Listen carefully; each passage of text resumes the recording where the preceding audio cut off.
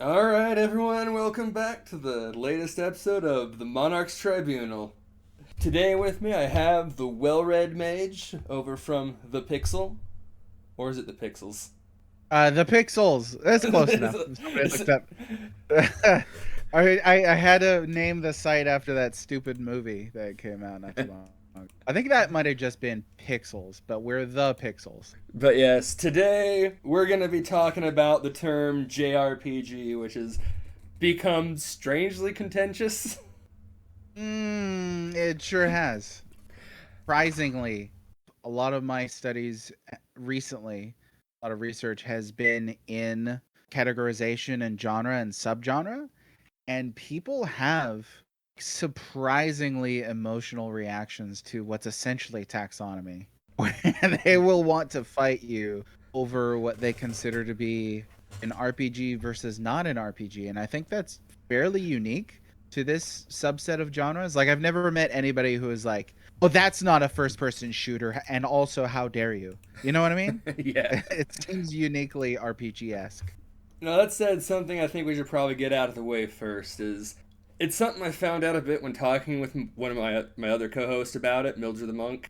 A lot of people came into across the actual term JRPGs in a noticeably different way. For him, like his first exposure to the term was around the era of like the PS3 and 360 when a lot of your Oh, magazines start or not magazines, your online outlets started using it. okay. So that's remarkably late, I would say. Um, Yeah, it's one of those it, things that people tend to forget about some of the earlier internet is things were a lot more segmented than people remember. Yeah, now I wasn't a ton on the internet back in the day. I want to say that we were calling RPGs Japanese RPGs, if that's what they were. But I admit to not having like a normative childhood and a normative relationship to video games. Growing up in Hawaii, I had things kind of like came a little later. You know, it takes a while for stuff to get out there. But then at the same time, there's a very significant Japanese population in Hawaii. So I got to watch anime in Japanese before it was officially out in English because I had friends who could speak Japanese. And same thing with certain games. I remember being real young, and some guy at a shop was telling me how to cut the pegs out of my Super Nintendo so I could play Super Famicom games. And so stuff like, when did the term JRPG first appear is, I think, that's a little tricky to answer. I feel like it's a lot earlier than PS3 era though. Yeah, like for me, I remember it around the time like between the transition to the PS1 to PS2 was the Mm. first time I'd started hearing that term online.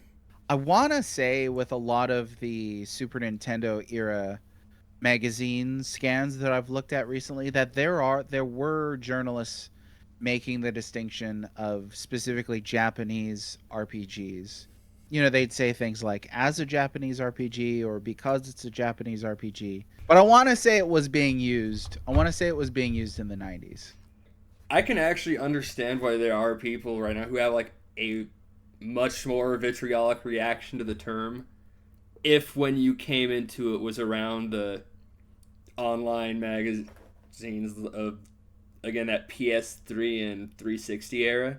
Because I don't know if you were Right. reading many of those articles, but they drew such a distinction between Western and Japanese RPG, almost like that Yeah. they were two completely different and unrelated things.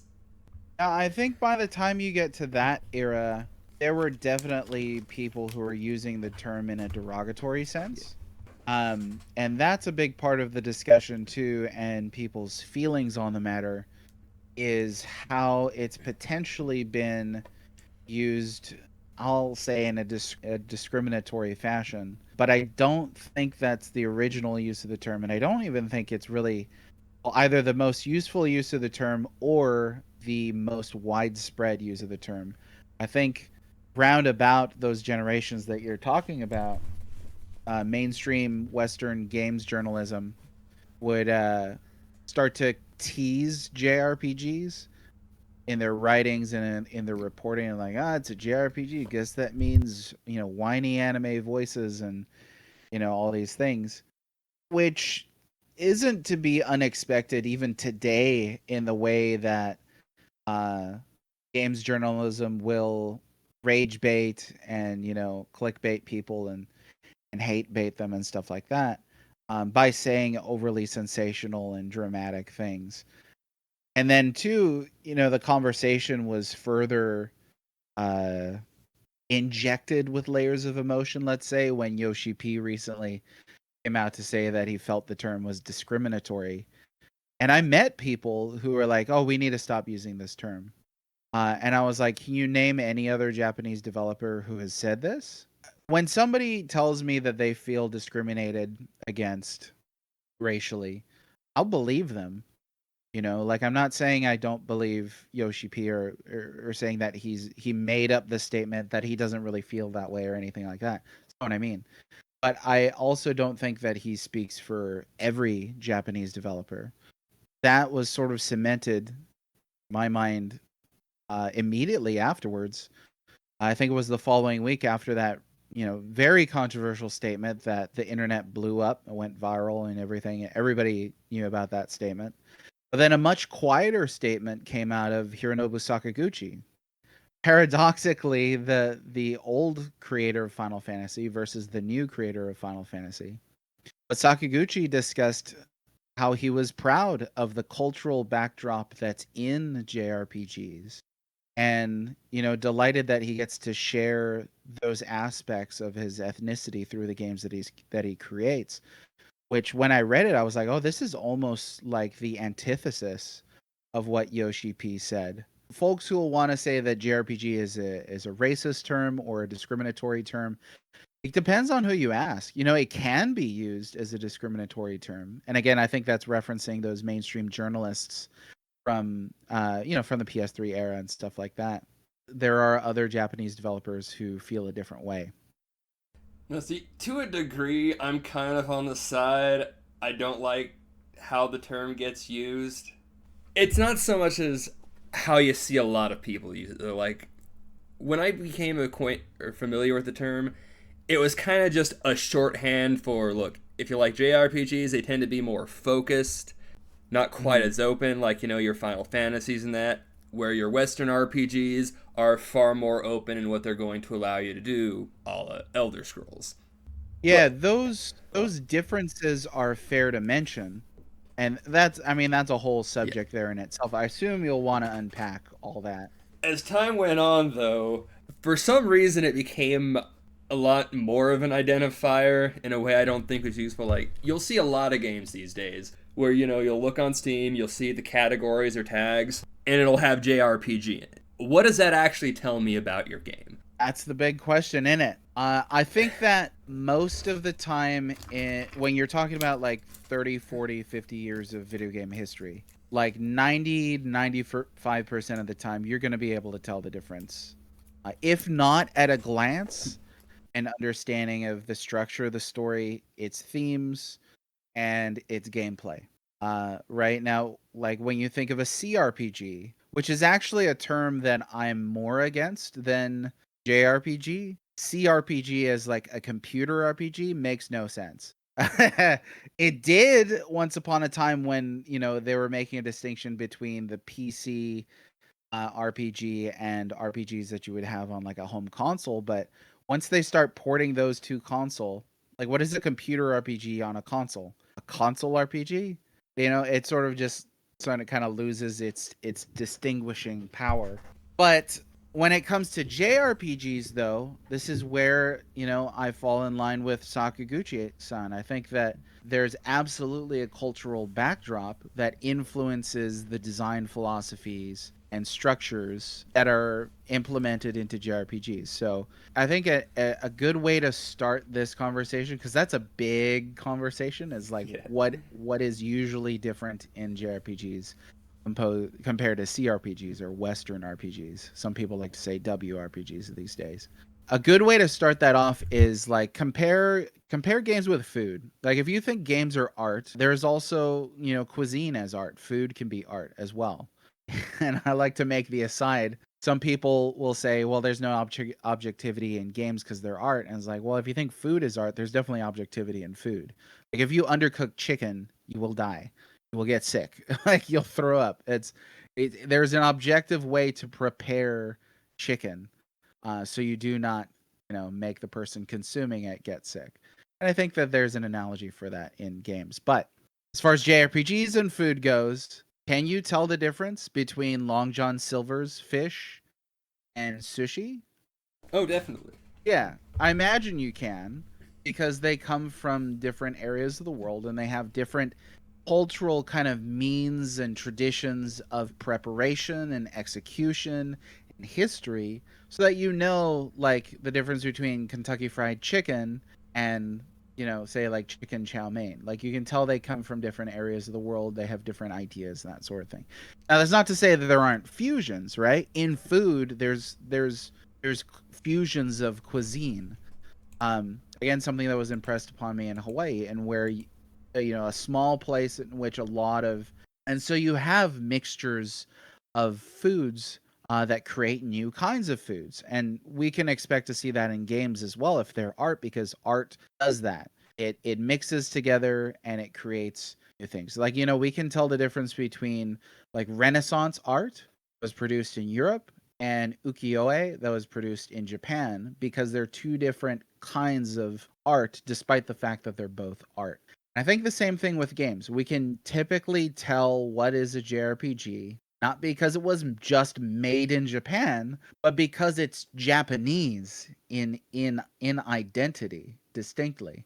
And there are some instances in which, a developer in Japan will try to make a game like a Western RPG, or a Western developer will try to make a game like a Japanese RPG. But I think that those exceptions are typically pointed out. People will go, what about Dark Souls? Once you say, what about Dark Souls, you're responding to a perceived standard. You're stating an exception. And if there is an exception, then that means that there's a rule.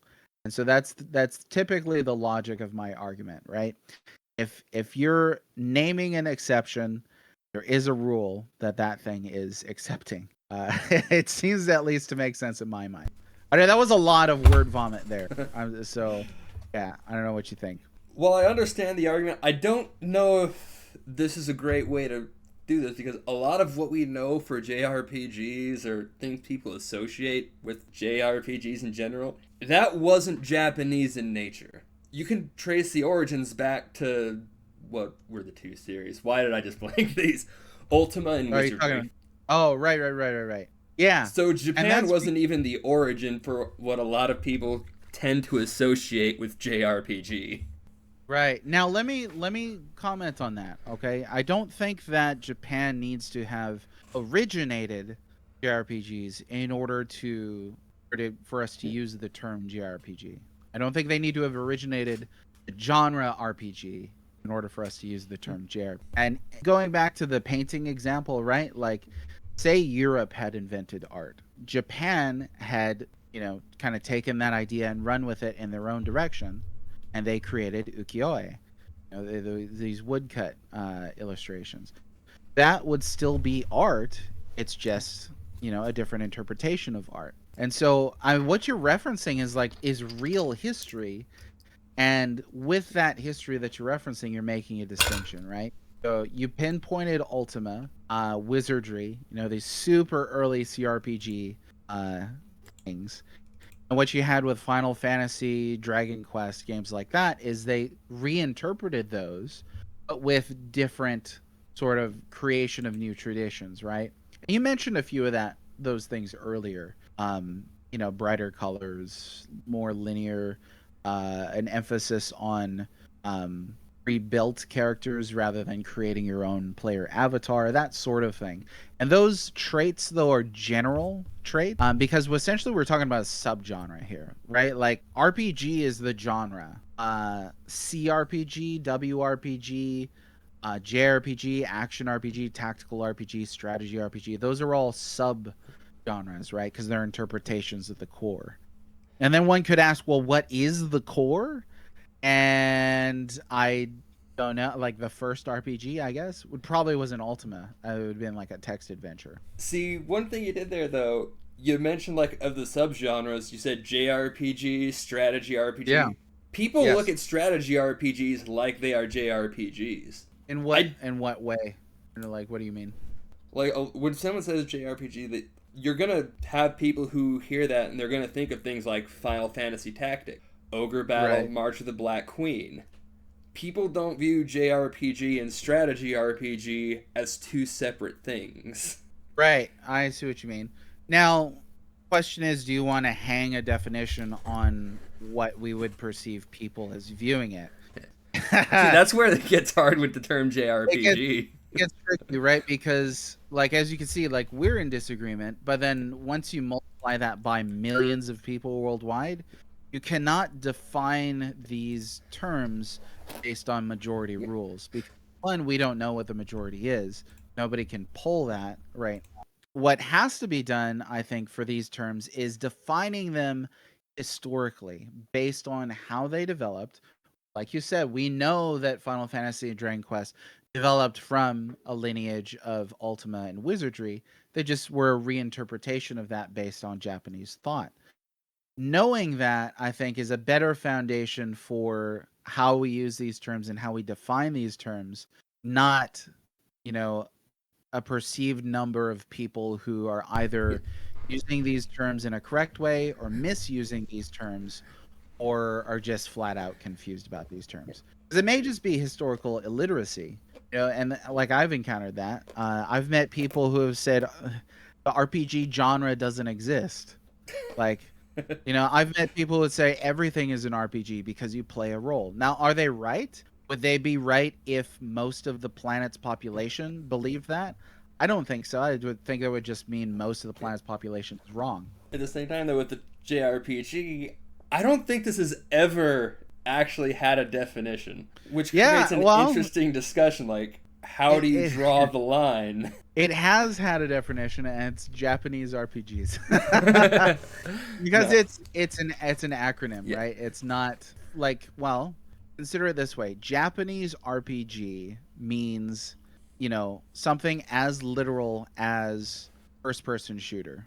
Would you buy a first person shooter and expect a game like Super Mario World? Would you buy a JRPG and expect Ultima 1? No.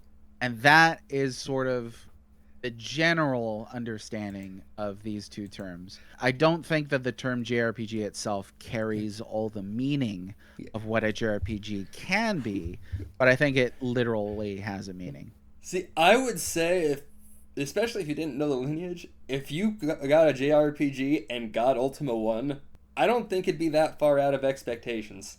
Well, That far. like I've played Final Fantasy 1 and I've dabbled in Ultima 1 and I don't think that they're like, you can tell they're in the same lineage of genre. Yeah. But I don't think that they're in the same subcategory. A closer example is, with studies in Super Nintendo RPGs right now. There are Western RPGs on the Super Nintendo. A lot of people remember, Final Fantasy VI and Chrono Trigger and Secret of Mana and Terra Enigma. Great games, wonderful games. There are also pretty good Western RPGs on there as well. Eye of the Beholder, Dungeon Master. These are first-person dungeon crawlers, which were big back then for the Western RPG category. Now, there is a first-person dungeon crawler that's Japanese in origin, right? And that's Arcana. But if you put Arcana and say Eye of the Beholder side by side, you would absolutely be able to tell which one is Western and which one is Japanese, like 100%.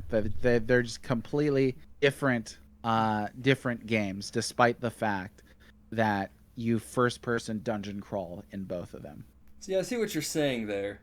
This is kind of how I would say JRPG is would be a useful term. Is if you look at it like you would look at someone saying anime. Talking in general, like as a lot of people will talk about animes, I think the term JRPG is entirely fine. It's fit enough for purpose for like a general broad conversation. The moment you try to like get too specific and categorize what that is, that's when I think it starts becoming kind of pointless. Because when you start doing that, you're already going to have to start using terms like your turn based RPGs, your actions, Right. Souls like in the And more modern era. those are defining. I mean, they had action RPGs back Yeah. in early 90s. The earliest action RPG I could find was 1979. So they've had them. But I get what you're saying. I think there is absolutely an acknowledgement that it's a very broad Yeah. category. But if broadness prevented us from using terms, then we definitely need to throw out RPG. Because if JRPG is broad, my friend, Oh, RPG yeah. is broad. Again, it's more like the context is getting used in. Like, as I mentioned it earlier on, you will see Steam games have JRPG in their tags that they will use. If I'm looking for a specific type of game, and I already am familiar with JRPGs, I'm going to look at that and not know what I'm going to get out of the game. I'm not going to know if it's turn based, action, strategy, or any of those other things you could attribute to JRPGs. There's so many tropes it's not telling me. Right. Well, same thing for CRPGs. Yeah. If it's listed as CRPG, that doesn't tell you if it's a turn-based RPG. That doesn't Yeah. tell you if it's, this or that. In the same way that like you might be looking for sci-fi first-person shooters, but FPS alone doesn't tell you that. Yeah. But that's why we have multiple clarifiers, right? So there's no need for Yeah. JRPG alone to Yeah. convey everything that can possibly be in a JRPG because we have other clarifiers like Yeah. turn-based or action or strategy, on and Yeah. on and on and on. That's what I said. It's kind of the context in which you're talking where it becomes relevant. Like, it's just like anime. Like, I'll talk anime with people, I'll talk JRPGs with people. In just general Right, conversation, they're both great terms. They serve a right. function. And you've got in terms of anime, I mean, like I'm old enough to remember when anime was called Japanimation. Uh, and you were a Japanophile. I don't know if we can say that anymore, but you remember that term? It was for people who really love Japanese culture, Japanophile. Yeah. Um, I think they swapped that out eventually because it does sound pretty weird. But um, some of my favorite Western shows were animated in Japan. Um, does that make them anime? I don't know. Batman the animated series. The real Ghostbusters. I was just watching the other night with my kids. Uh, like I would absolutely call Batman the animated series a Western cartoon, but it was animated in Japan, and I think we have the capacity to make that distinction, um, without leaving it solely at an acronym. So, like when you mentioned Steam categorization, I'm not sure where that takes place. So like if you uploaded a game right now, do you tell Steam what category it is, or does Steam assign that? You put in the categories yourself, and there's also a section for recommended categories from people who've played the game so they can kind of add their own collection of tags to it. Got it. So that goes back to developers themselves and players not having uh, a a confident sense of what the genres mean. So like if anybody can put JRPG on there, then people are going to make mistakes, right? Cuz as we've discovered, people don't use these terms the same way. What I would argue for is not throwing out the terms, but in having developing a standardized definition for them so that they're more useful. See, I don't think we really need that for JRPG because we already have all those other subcategories. I Well, don't let think me a let me redefinition of JRPG is really going to be all that useful. Right, I'm not saying Yeah. redefinition. I'm saying standardization. Yeah. Because I don't want to redefine it. It is Japanese RPG. That should be just fine. There's two things that I want to bring up again in response to that. in rebuttal.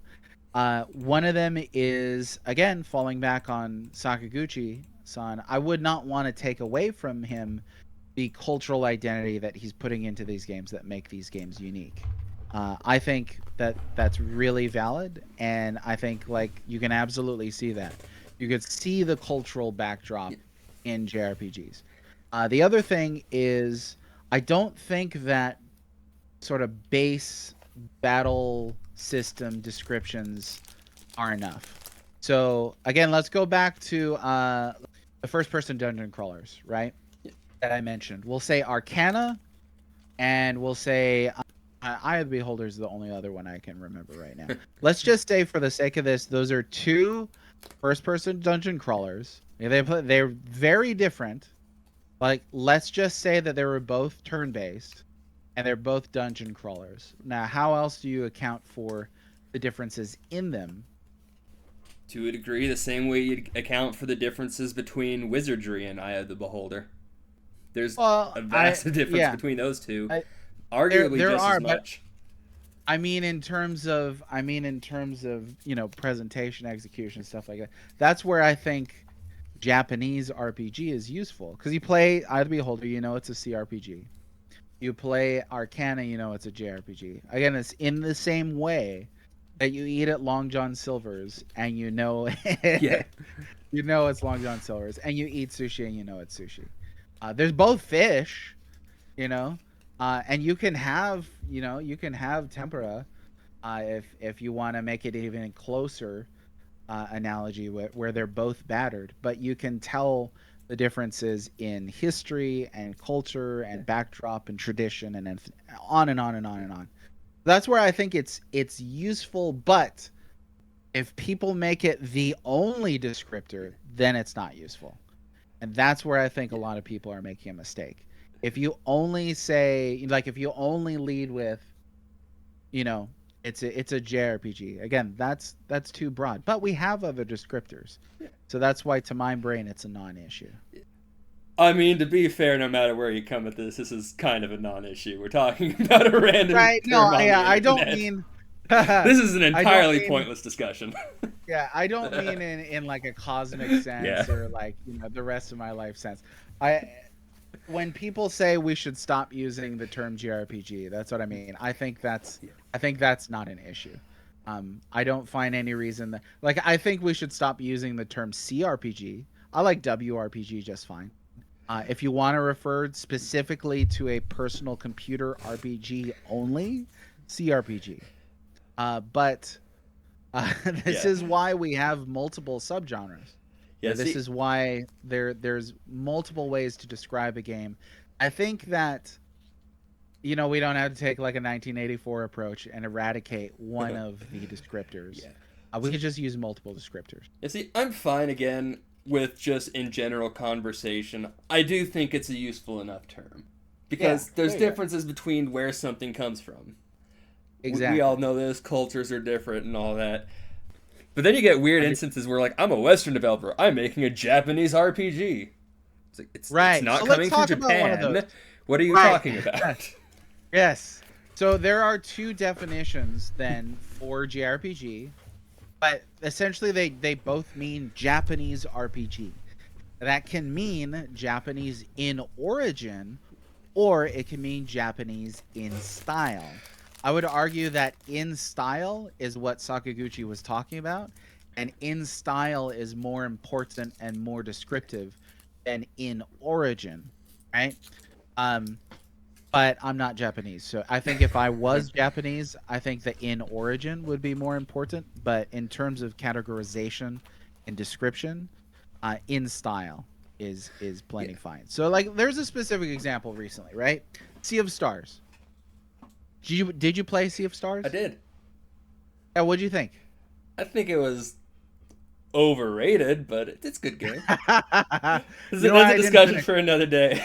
Yeah, that's another. No, it's interesting to hear.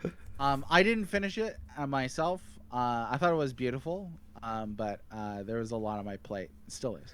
But Sea of Stars is a game that was made in the West that was made in the style of a Japanese role playing game, and that's 100% like explicit. Like they specifically said to audiences multiple times, this is inspired by Chrono Trigger. Like that was their tagline on marketing, right? Was a Chrono Trigger inspired RPG. That tells you right away that this is a JRPG in style, despite the fact that it was made in the Yeah. West. And then we see it the other way around too, right? People will be like, "Oh, what about Elden Ring and stuff like that?" But that goes back to my original point. If you can identify the exception, then you're acknowledging the rule. Yeah. It's not Right. until it starts becoming like a core identity, like I'm making a JRPG. It's like, no, you're making a game. You're making like a more specific genre of RPG that is borrowing a lot from JRPGs.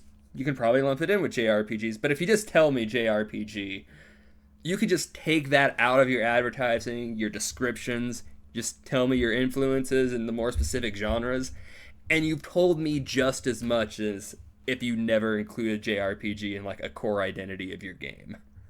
Yeah, and it's potentially that the notion of core identity is unuseful. Yeah. Um, you know, like But at the same time, I don't think you're ever going to see someone make a distinction between like a Western first person shooter and a Japanese first person shooter. If that's even a what's thing. yeah, I'm trying to think like what's an example of like a Japanese I don't play a lot of first person shooters. Oh, Neither do I I. know. I did think of one. It's Yoshi's Safari. Um, that might actually Yeah. be no, that's first person. Yeah, yeah. There's a third person shooter that I just thought of, and that's Dirge of Cerberus. But yeah, I'm not an expert on shooters. Yeah. That's gonna have to have a different guest on I think for that's that. another thing that's kind of unique to RPGs is using the countries of origin in the descriptions. I can't think Yeah, of shooters or any other kind of game like that where this would apply to. I think like there's some of that in the mobile scene. Oh, I'm And completely Pachinko's detached from that scene. yeah, I'm not an expert on that scene at all, but there are sort of distinct identities I think within that. There's an example that I could think of, not a mobile one, but an MMO that I was playing a while ago, that was Korean actually, because believe it or not, like you know, more countries on the planet make video games than just Japan and like America and Europe. Like there's a range of countries that make video games, which is really cool. So like this Korean game was Dungeon Fighter Online. X super cool. I haven't played it in years, so if it's changed, somebody correct me. But it was a super cool side-scrolling beat 'em up MMO RPG, which is as rad as that sounds. A Korean game. And I'm not an expert on Korea. I'm not an expert on many things. Let's say I keep saying that. I'm not an expert on many things. But I imagine that if you knew enough about Korea, you can begin to kind of pick out a Korean perspective on these things. And the reason why that cultural kind of angle I think is important to me as well. Yeah, like I mean a lot of mainlanders in America, mainlanders, continental U.S. Who will say we don't have a culture, and I think they're just not noticing detail. Like there's a vast range of cultures that exist on the continental U.S.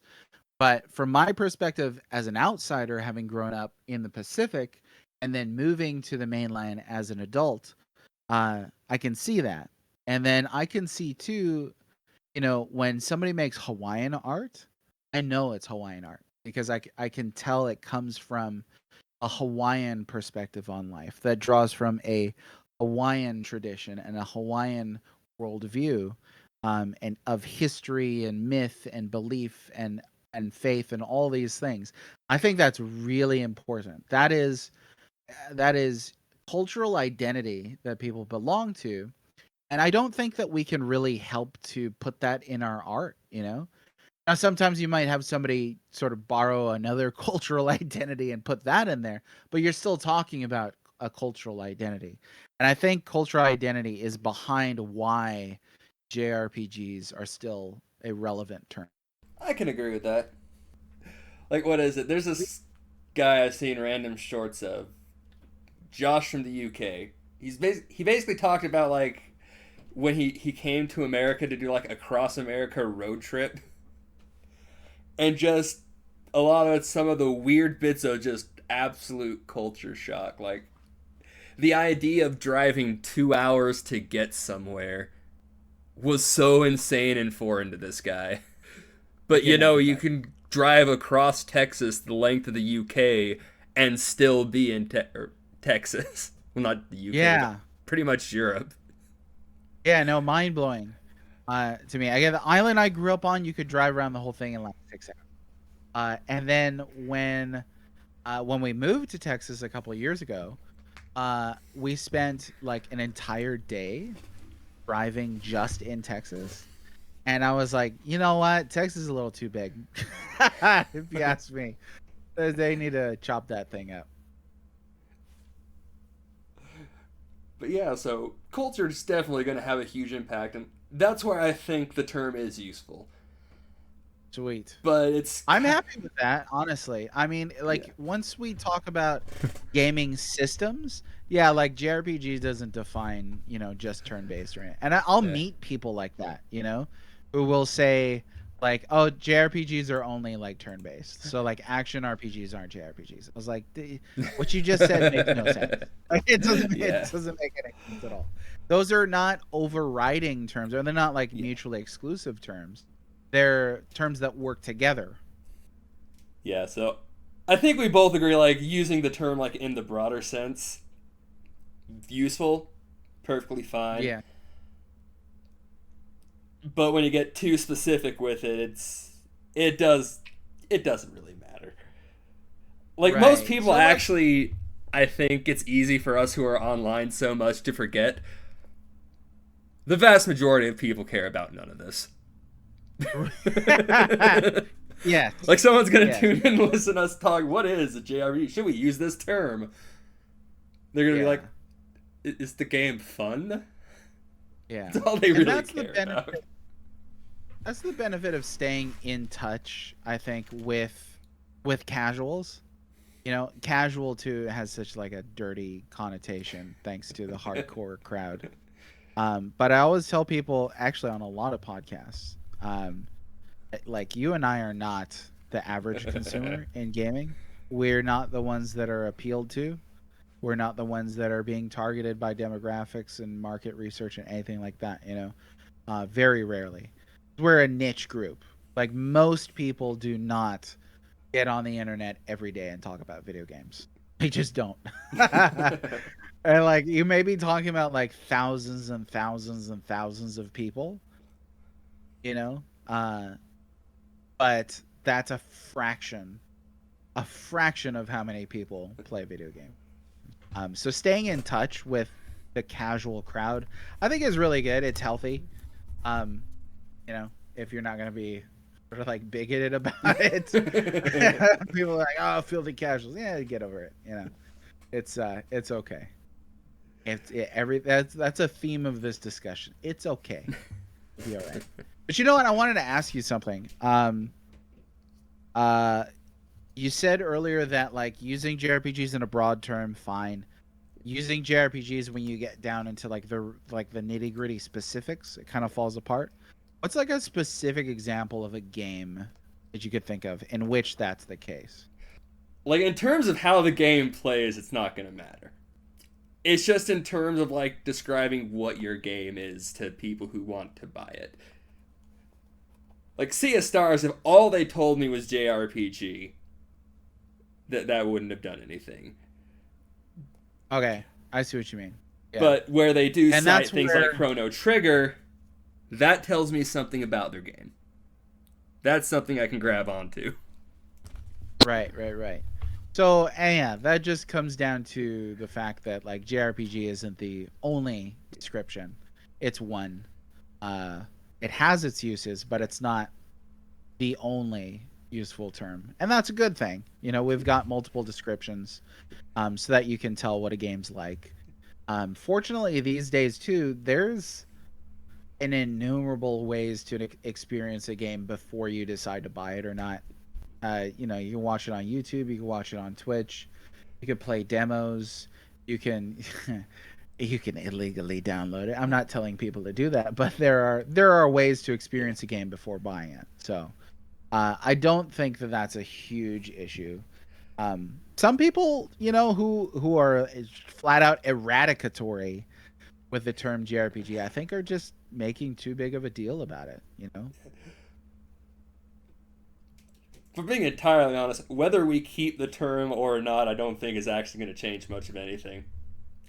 Yeah, and I don't think But like gaming yeah, is too big now and too old to eradicate the term. Like there's no way.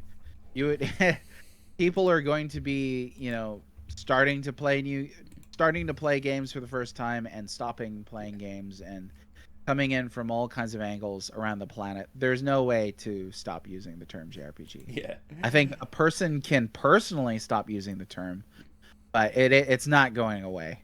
Like there's just no way. yeah. Again, just I like using it again the same way anime gets used. It's interesting to see like the cultural differences that come about between it. It's just if you're gonna make and advertise a game to me, just give me something more. Right. Get And they specific. should. Tell me about it. So at the end of the day, I don't think we really disagree on all that much on this topic. No, Just it's a a few minor topic that points. is unnecessarily controversial.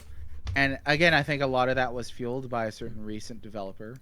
And it's definitely fueled by, 10 or 15 year old mainstream games journalism from the West.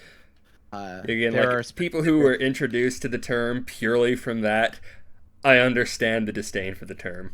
Like if that's all I knew it yeah, from, I'd hate it too. definitely. Yeah, definitely.